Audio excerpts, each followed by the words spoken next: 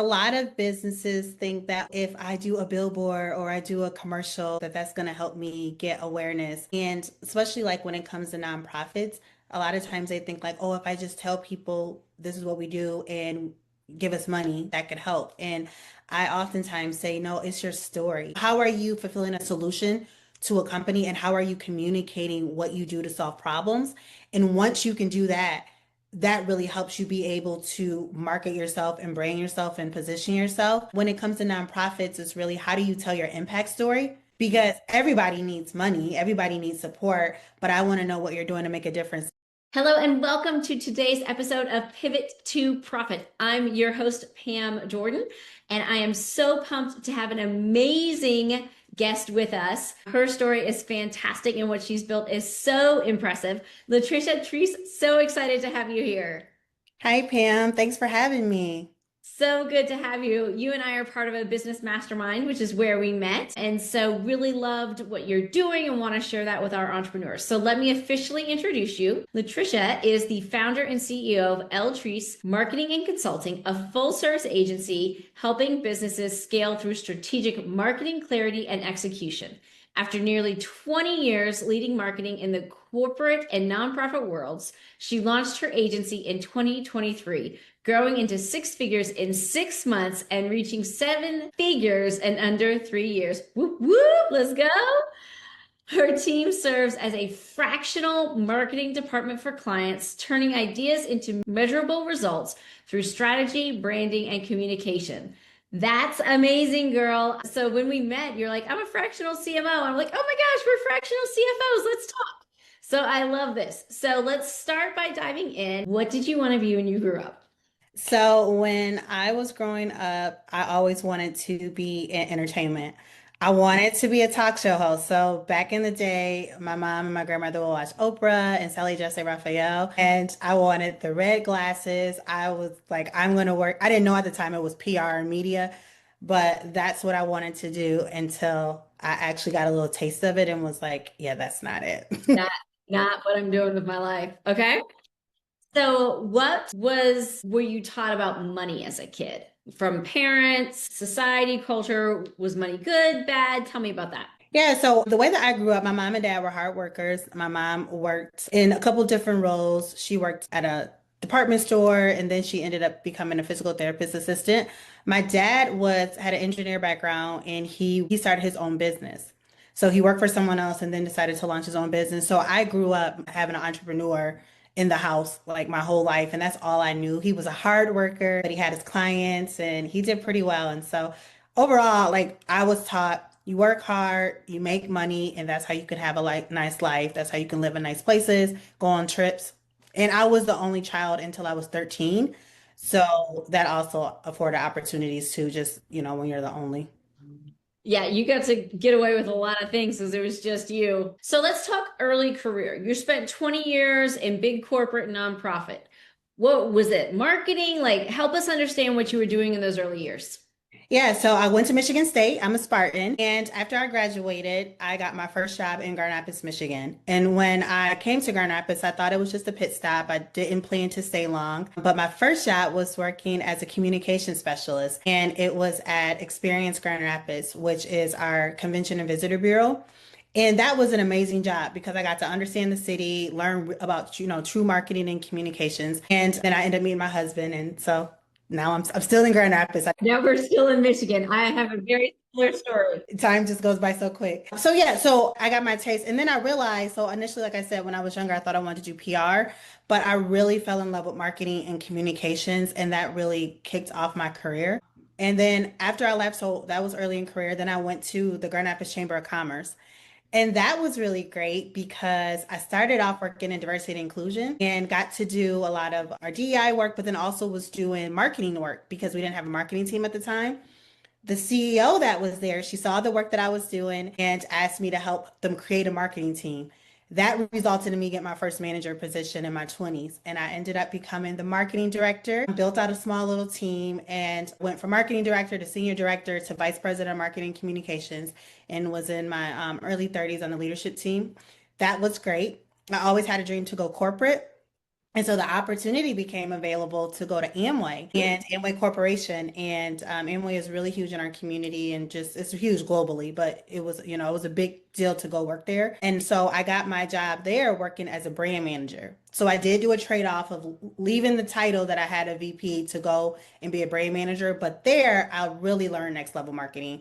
I got to travel globally, got to work with agencies from all over and launch skincare and product lines. So I got to do something that I enjoyed doing. I love beauty. So got to launch a lot of skincare and makeup product lines and then went through their global leadership team and our global leadership program. So just continued to elevate and I was top talent. And so I had all these great opportunities. COVID hit. And after my last big launch, I got an opportunity to go to the global side. And that's where I moved on to more communications, working in corporate social responsibility. Did that work for a few years where I was doing helping with their philanthropy and giving work and how they show up in the communities they serve. That was great. And then in January of 2023, made the decision to transition out. And it was a pivotal point in my life because I was turning 40. And you know how you get to that place where you feel like where you're at is no longer giving you life. And I was there, and it just was clear that, it's time for a change. And so I made the leap. And initially, I thought I was going to go work for someone else. But then I decided, you know what? I've always wanted to be an entrepreneur, and I'm going to say yes to this. And I said yes, and I haven't looked back. Because you saw your dad being an entrepreneur, and so you knew what the ethos of that was. So when you're like, okay, it's my time, let's go. So when you first started, how did you get clients? How did you let people know what you were doing? Yeah, so one of the great things is that I've always been very active in community, connected, had a good network. And so once I left corporate and said that, you know what, I'm starting a business, I let a couple people know. I sat on a few boards, and one of the board members of a group that I was a part of was like, hey, I know an organization that's looking for contract marketing consultants. And so that opportunity turned into something that changed the course of my business. It became my largest client. They're, one of my top clients. And from there, it was like once I got that one, it was easy to get the other ones. And then I started to build out a team and all those things. I love it. And so now you have a team of 10, is that right? That's correct. Yep. Congratulations. That's amazing. And hitting seven figures as a female founder, less than 2% of females do that. So, congratulations, accomplishment. So, help us understand, what does fulfillment look like now? Like, because marketing is so broad. Like, are you doing branding? Are you doing content? Are you doing ads? What specifically do you guys specialize in? Yeah, so we are a full service marketing agency, and something that was a passion of mine when I started my agencies was that I see small and mid-sized businesses that have great ideas, they're growing, but they don't have strong marketing. And they don't have the same level of marketing that you get in corporate environments where they have the resources. And so that's really where the fractional marketing team came from for LTrice Marketing Consulting, was for that desire to give companies high level marketing and communications with a full service team that really can support them, not just to get a flyer out or manage social, but really to help your business grow with strong marketing and communications and really come alongside their strategic plans. And yeah, and that's really how we come. Like we really serve as an extension of a lot of these companies' teams that we work for. I love it. And what types of industries do you serve? Like e-commerce, doctors, lawyers? What are you focusing? Yeah, so we work across industries. Our clients are in education, professional services. We do some work with some tech and healthcare companies and nonprofits. So, and the one thing that's great is that marketing is marketing. Like in marketing, communications, branding is all the same. And so we really connect with clients and customers that we care about their mission, we understand their mission, and we feel like we can come alongside them. So I'm not one of those agencies that are like, I gotta have 100 and 200 clients, but it's like, no, I take quality over quantity. And we do have a pretty full client base, and we are actually adding on more staff due to that. But it really is about like, I believe in your company, I understand what you're doing, and I think that we can come in as a support. When it comes to small businesses, marketing is so hard because it's like founders have to be marketing, IT, HR, sales, business development, operations, process, all that. So when it comes to marketing, unfortunately for a lot of business owners, it's kind of an afterthought. So what are some common mistakes that you see businesses making when it comes to marketing? Yeah, a lot of businesses think that, oh, if I do a billboard or I do a commercial, that that's going to help me get awareness. And especially like when it comes to nonprofits, a lot of times they think like, oh, if I just tell people this is what we do and give us money, that could help. And I oftentimes say, no, it's your story. It's how are you solving the why, or how are you fulfilling a solution to a company, and how are you communicating what you do to solve problems? And once you can do that, that really helps you be able to market yourself and brand yourself and position yourself. When it comes to nonprofits, it's really how do you tell your impact story? Because everybody needs money, everybody needs support, but I want to know what you're doing to make a difference. And so, how do you do good storytelling? So, I see like a lot of companies struggle with storytelling. They struggle with consistent branding, consistent marketing, especially businesses that are scaling and growing, but they don't have the full team that they need to be able to do the work. A lot of times they're just, it's hodgepodge in terms of what they're doing when it comes to marketing. And so, we see that a lot where a lot of clients are like, can you help me make my brand look better? Can you help me manage my social? Can you help me with engagement? And can you help me be able to be thought partners or thought leaders in the space and tell my story or like my expertise? So, yeah, those are typical areas that we get requests for support. I love that you came back to story because that's such an authentic way to market your business is through telling a story of what got you here, what you're passionate about, whether you're for profit or nonprofit. Your story is what differentiates you from other people. So, Latrice, how do you go about when you meet with an entrepreneur figuring out their story and helping them articulate it? Because I've also met a number of entrepreneurs that struggle with defining their story. Surprisingly, you think that'd be easy, but it's not. So, how do you help people become aware of what their story is? What we do is one, for every client that we bring on, we do a marketing intake form so that I can understand like what are their goals, where do they want to be, and then what brands inspire them, because that helps to get a feel of like where do you want to go, where do you inspire to be. And then we help people with through workshops. So we'll do a messaging workshop for individuals. We also build out messaging guides for them, speaker toolkits for them, and that helps to hone in on their story. And a lot of times once people are able to talk about it, put it on a whiteboard, lay it out, and really understand who is your target audience. You need to understand who are you speaking to, what are their needs, and then how are you fulfilling those needs? And you have to kind of work through it and talk it out. And so that's why we do those workshops. And then after the workshop, we create messaging toolkits so that their staff, their stakeholders, supporters leverage that if they're going out and speaking on behalf of a company. So that seems to work really well for a lot of clients. So, it sounds like it's a very hands on experience to help them go through that journey. I love it. So let's add in AI to all of this because AI is a wonderful tool, but people are trying to make it replace everything. You said that AI is part of a strategy, but it doesn't replace people. So walk us through that and how AI is helpful these days in marketing and where you really do need a person to step in. So yeah, absolutely. I love AI. I think it's great. I think that if people don't understand it and start to learn it, you're going to get left behind just because of how it works and how it moves so quickly, right? It just you kind of lose your competitive edge. But when it comes to it, I tell people like you have to know how to do prompt engineering. You have to know how to feed it with the right content to be able to get the outputs that you want.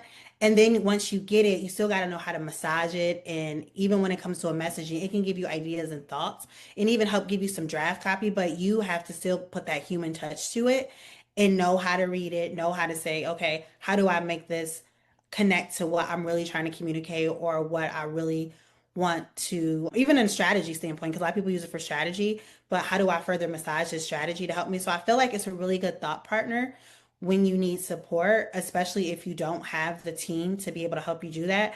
But you can tell AI content if you don't know how to massage it. You can tell that like you didn't even proofread that. You just totally trusted like AI and it looks like it. So I see it as a tool to be able to help your business grow, but it doesn't replace people. But I do feel that you need to have talent that understands the value of AI and knows how to leverage it for their work because the other part of AI is just the speed. If you can't be fast, if you can't turn things around, you lose your competitive advantage. And so for my team, I'm like, you got to know we got to move, and so you got to know how to use technology to help us do that. I love it. AI is a tool and we have to use it because otherwise we turn into the blockbusters, right? But in your world of marketing and my world of money, it still can't replace the person because AI doesn't understand the story of the business owner and the founder. So the narrative that they're telling might not be off. And you can definitely tell the emails that, populate my inbox. So I'm like, y'all didn't even read that. You didn't even read it. It's like, okay. If Like there's no emotion, there's no heart in that.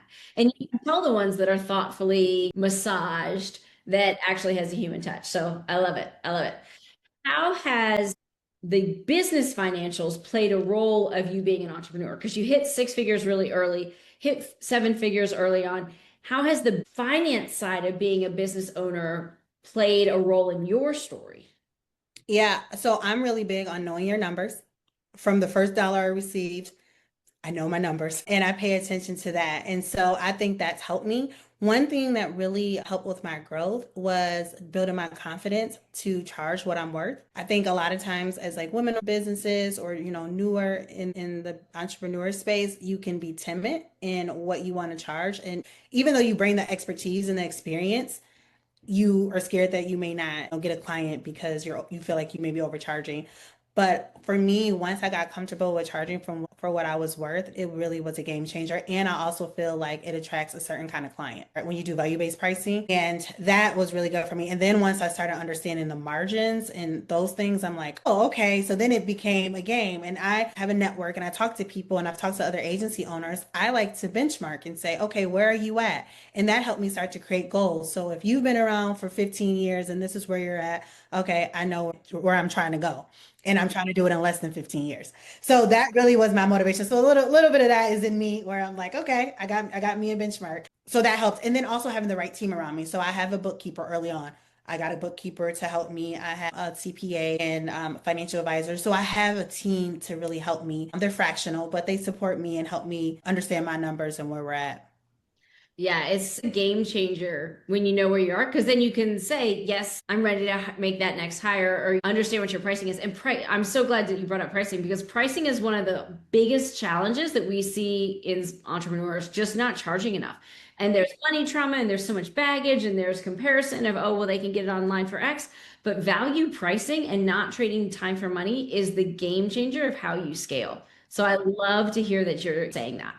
One of your passions is mentoring. So help me understand what that means for you and what your dream for that is. Yes, I love mentoring internally. So I brought on a full-time team member. So that was a big move. So my team is a team of 10, but it's made up of full-time, part-time contractors. And when I brought on my full-time team member, I see so much talent in her. She's amazing. She already had like 7 years of experience. Like she was in the 5 to 7 year range.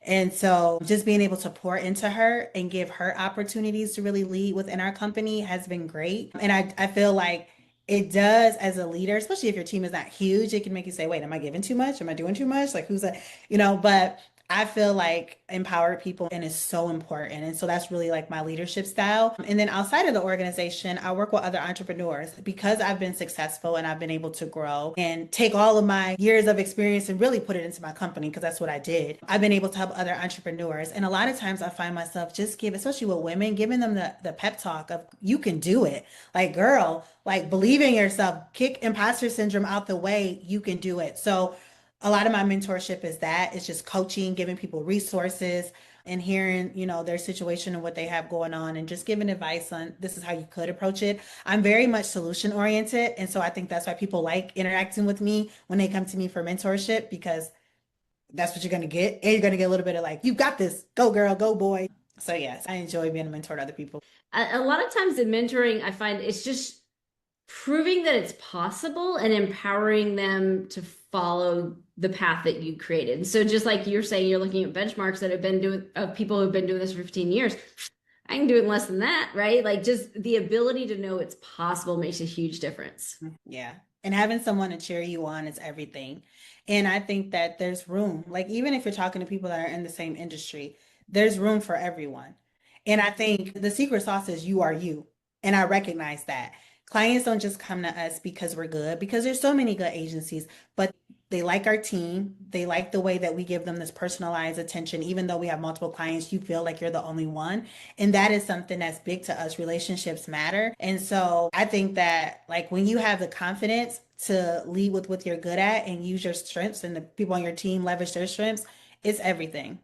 So, what is next for you? What's on the horizon? What's next for me is hiring more talent. So we are at that place where we do need to hire a couple more people. And I am one of the entrepreneurs that say, okay, are you really at your lid? Are you really max capacity? All right, I guess it's time to, add on more. But I am looking to bring on a couple more team members and then looking at continuing to grow. So I have clients in Michigan, but then also in other parts of the country.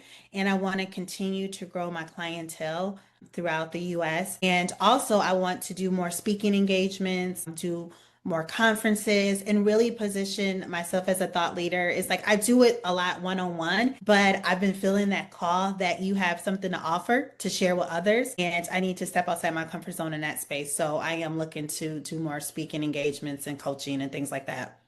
Amazing. Well, I cannot wait to see you on a stage. Let's go, Queen. Thank you so much for sharing your profit story with us. Where can people connect with you? Yes, you can find me on Instagram at Latricia Trice.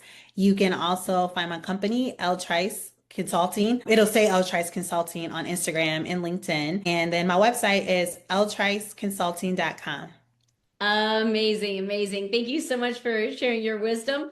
As entrepreneurs, marketing is something that we need and not all of us are great at. So having a fractional marketing department makes a world of difference so that we can focus on what we're good at while you rock stars do your marketing magic for us. So thank you so much for sharing with us. Make sure, listeners, that if you're needing help, go to the show notes, get information, connect with her, and make sure you review all of the Pivot to Profit podcast. We appreciate all of the love that we're getting. Remember, it's not what you make that matters, it's what you keep. Have a great day, everyone.